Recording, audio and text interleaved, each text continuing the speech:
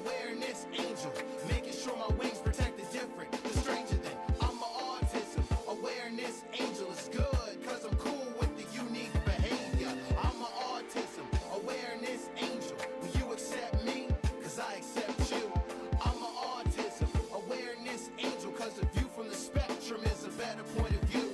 The question at hand. Hello, I'm Tally, and welcome back to the second part of this three-part podcast where we are talking to Miss Jodi Gilmore and Mr. Doug Protz from Overture Neurodevelopmental Support Services, a company they created as they found a great need in the community for such a program, which is located in Vancouver. In the last podcast, we spoke about how they became interested in autism, how their prior work and experience with autism helped them in dealing with their own family's diagnosis, and what they learned throughout their numerous years in the field. They also discussed why they created their company, Overture Neurodevelopmental Support Services. If you would like to listen to their very informative podcast, it's dated December 1st, 2016. Today, we'll be talking about R&R, also called Reference and Regulate, and holistic nutrition. Welcome, Jodi and Doug. Hi, thank you for having us. Now, what is Overture's Neurodevelopmental Support Services philosophy? We believe in a whole body, whole child, whole family, whole community approach to supporting an individual with an autism diagnosis or any neurodevelopmental challenge for that matter. We believe that neurodevelopmental movement and reflex integration, along with respectful, meaningful interaction, and supported by individualized nutritional strategies, can help to rewire the brain. And what is your mission? My mission's to be out of business and do something different. Not because I don't love my job, but our mission is to help parents and children connect meaningfully and enjoy life, and to improve quality of life for the entire family. That's a beautiful mission statement, and I think it's wonderful. And you do such brilliant work there. Now, there's something on your webpage called fun. So why is fun important? F-U-N, yes. Fun is got to be central to all of it. To me, fun is shared joy. Yes. And what's the point if we're not going to have shared joy? And learning and developing and recovering from challenges does not have to be a chore, and it does not have to be painful. And it's a lot of hard work. Absolutely, and I think that's something to remind us all. Yeah. So, when kids come, we want them to be having fun. We want parents to be having fun. We want people to be sharing joy together. Yes, because when you are in that mode, you do actually learn more. Absolutely. And what is holistic nutrition? Can you explain to our audience what that is? Because I know you do that. Yeah. So holistic nutrition is looking at food in all of its complexity. So it's not just looking at food in terms of its, the breakdown of macronutrients, how many calories or how many grams of protein or how many grams of carbohydrate. It's looking at helping people to eat a natural whole foods diet. Yes. We're looking at how the food is grown. We are looking at how the food is prepared in order to improve digestibility and absorbability of those nutrients. We are looking at our relationship with food. Food is very complex. Mm-hmm. It's fuel, but just by virtue of the mother-child relationship and breastfeeding, food is nourishing, food is love, food is all of those things. It's very, very complex. It takes a body, mind, spirit approach to looking at food and nutrition. And how is nutrition important with autism?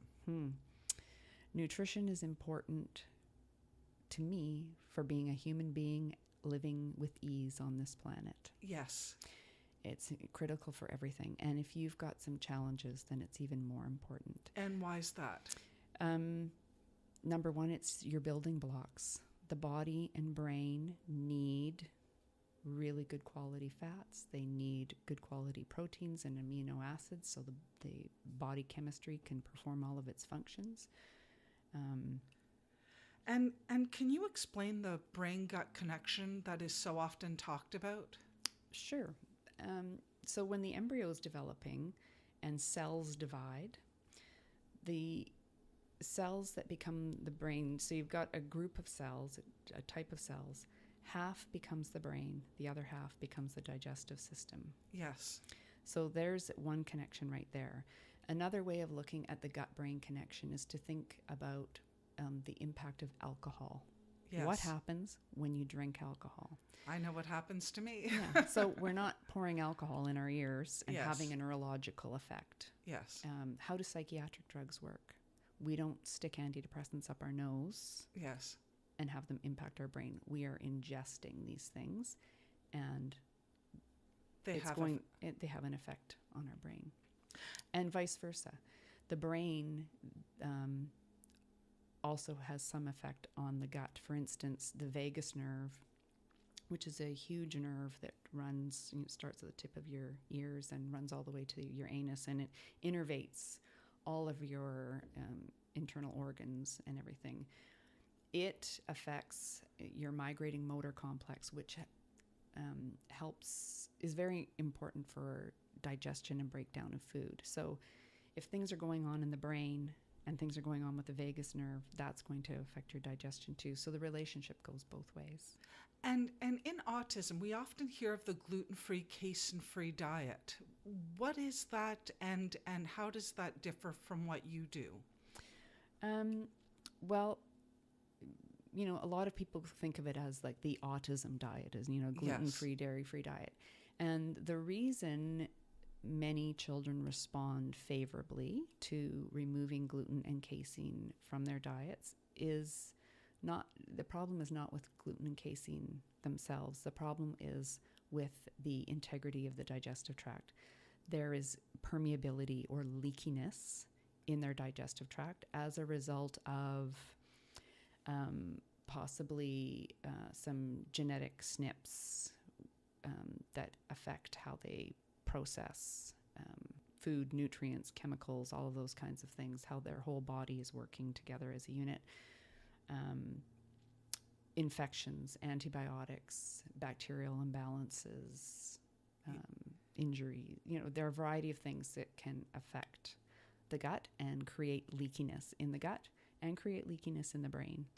And by removing these two potential offenders, then, some people experience some benefits.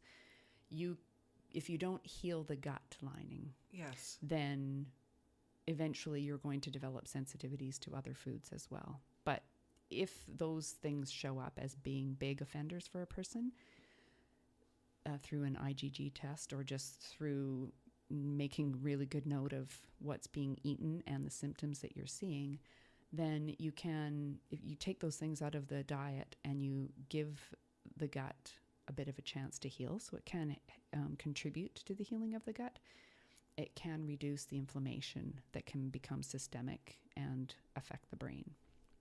Yes. Now, I know you spoke about, I spoke about the autism diet, the gluten-free, casein-free diet, but when people go to see you at your company, do you offer people a more personalized plan than just the general CFGF diet?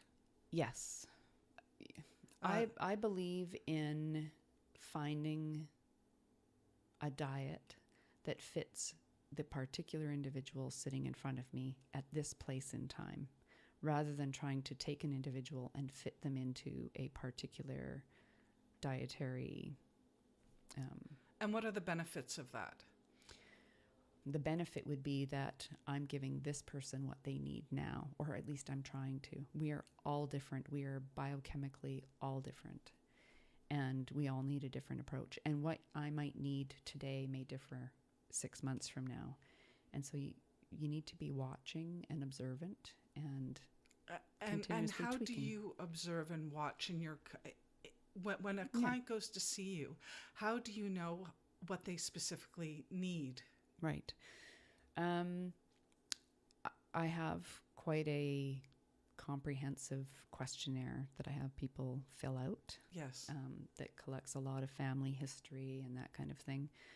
Some of the information I get, I don't even necessarily know what that information means, but some of it is certainly very interesting, and I can then take that information and say, you need to consult a biochemical diseases specialist. You need to consult a geneticist. You need to consult a naturopath or what have you. Yes. So I'm trying to leave no stone unturned, because the factors that contributed to my son's diagnosis, or my son's symptoms, shall we say,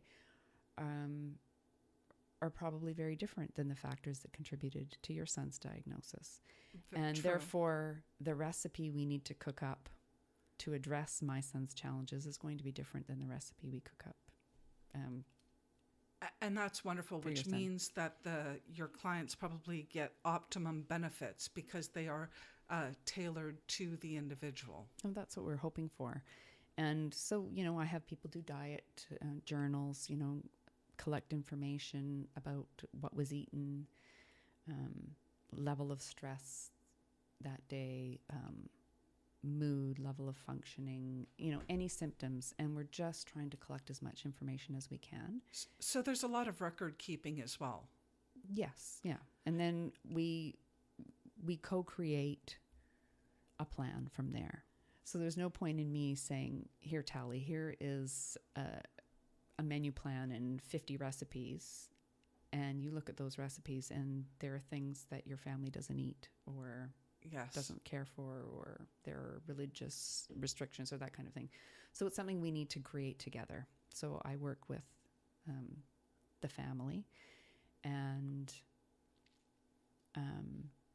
all families have different needs. Some families are happy to get some ideas from me. Yes. Some families would like me to develop menu plans. Some families would like me to cook with them. Some families would like me to go grocery shopping with them. So it's really what the family needs. Because nutrition involves food, how do you deal with a child that has major food sensitivities, like parents that can't get them to eat anything? How do you deal with that if you want the child to eat something? Because I know many children crave carbs and other things. How do you deal with that in the family? So, yes, around food sensitivities, a couple of things. Number one, we cannot make a child eat any particular food. But what we can control as parents is what they don't eat. That's really important. And so, our children are not the ones doing the grocery shopping. So there's one place to start. Number one, we can keep the less nutritious foods out of the diet. Yes. Number two, unless a child is severely, severely unwell and disordered, a child will not starve him or herself. That being said, it's very anxiety provoking for any mother when her child is not eating things. It's very, very stressful. We are innately programmed to nourish our offspring and keep them alive.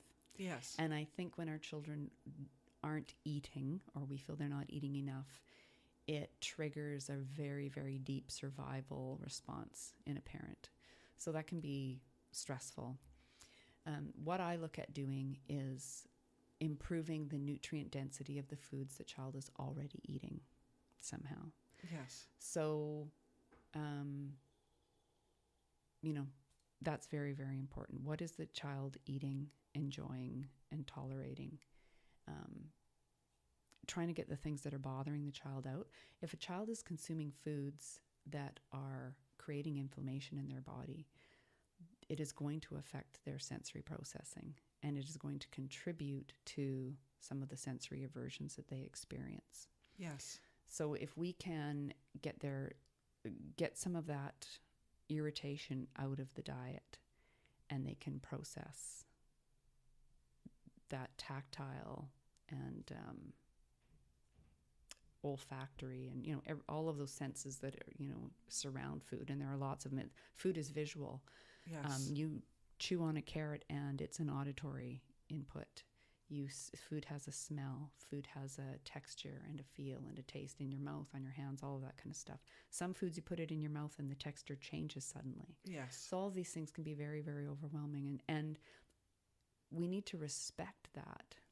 Absolutely. It can be very anxiety provoking for a child. And so, number one, improving nutrient density, starting from where the child is at and going from there, trying to get the things that we would like out of the diet, and worry less about trying to get broccoli in there right Yes. off the hop. We work up towards that. And can you explain genetics and toxicity in the field that you do in relation to nutrition? Sure. The analogy I use for our genes or our genetics is like the fuse box in a house. And the fuse box we have and those switches that are in that fuse box are the ones we're going to have forever. The switches themselves are not going to change. Our genes are not going to change. However, it is the genetic expression that we can have some influence on, and that's the turning on and off of those genetic switches. And when we are exposed to different kinds of toxins, whether they be the obvious toxins like pesticides or herbicides, fungicides, things like that, or the less known toxins like the cellular waste being produced by parasites or overgrowth of bacteria, those endotoxins, those kinds of things. Those kinds of things impact our genetic expression. So that's kind of how those things relate. And I really thank you on that part of your information regarding holistic nutrition. You also offer another form, another type of therapy at your company called Reference and Regulate. Can you explain to our audience what Reference and Regulate is? Sure. Reference and Regulate was a therapeutic approach developed by a speech-language pathologist from Vancouver named David Loist, and he, together with Dr. Kate Chase, who is a developmental psychologist and SLP, they further developed the approach. Reference and Regulate seeks to address the three core challenges that are identified in autism. So in order for my son and your son to receive an autism diagnosis, they had to exhibit challenges in three areas: social referencing, social communication, and self-regulation. Social referencing is more than just eye contact. It is about being able to read nonverbal communication from a variety of people in a variety of circumstances and be able to gauge, what to do next, and to be able Yes. to have joint attention where I can attend an activity and I can also attend my social partner while I'm involved in this activity. Social communication is not just using language to express wants and needs or to label objects or things like that, but a sharing of my inner world, my thoughts, my ideas, my beliefs, in a back and forth kind of way. And I look at self-regulation as the ability to be calm enough and Yes. alert enough for the given task at hand.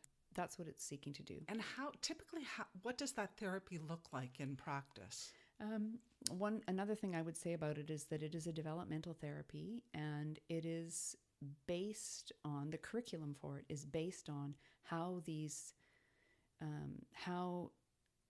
what I like to call less affected children or unaffected children develop in these three areas. Yes. And so there's a really nice kind of natural flow to it compared to some of the other relationship type therapies that I've experimented with. So what does it look like? Well, I can only speak for what it looks like for me. And course. I start with more of a sunrise type approach where I join children in their own activities and interests initially. And for some people who don't know, Sunrise is another therapy form which we'll be addressing in another podcast. Great.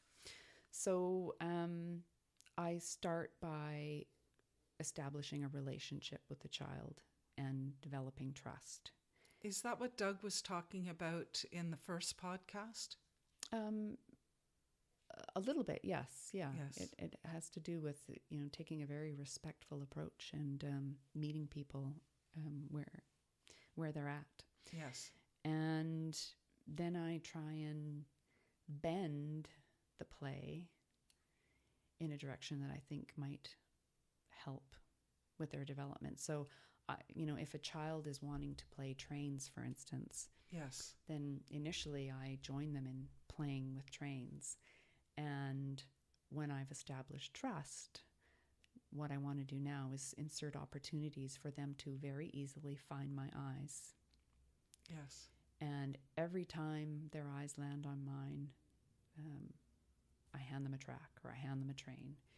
And I try and get that back and forth engagement going where we find each other. And why is having eye contact so important?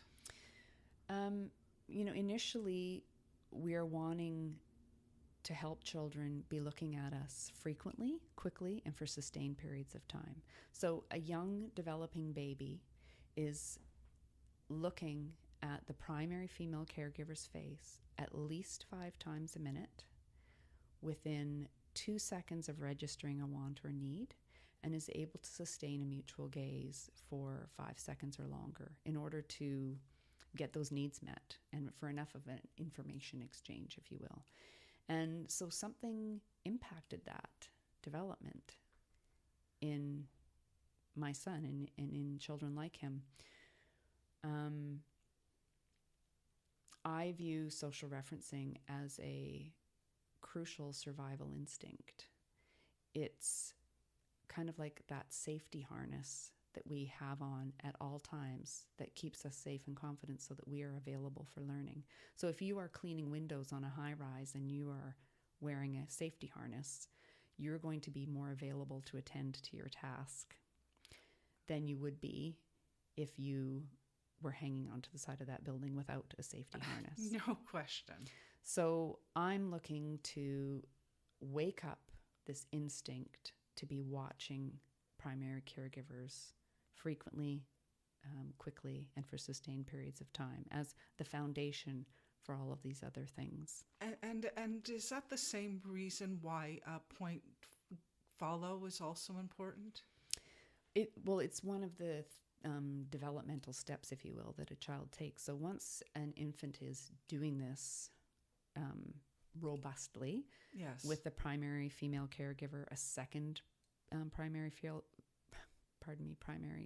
caregiver, and then thirdly, a primary male caregiver, then their world starts to expand. We start at home. Yes. Then we go out in the world with our families. Then we're meeting new people. And hopefully we're able to be reading the room and reading other people and getting this information. Because if you don't have that skill, you miss out on an awful lot of information that's out there. Yes, and you have to do other things to help yourself feel safe.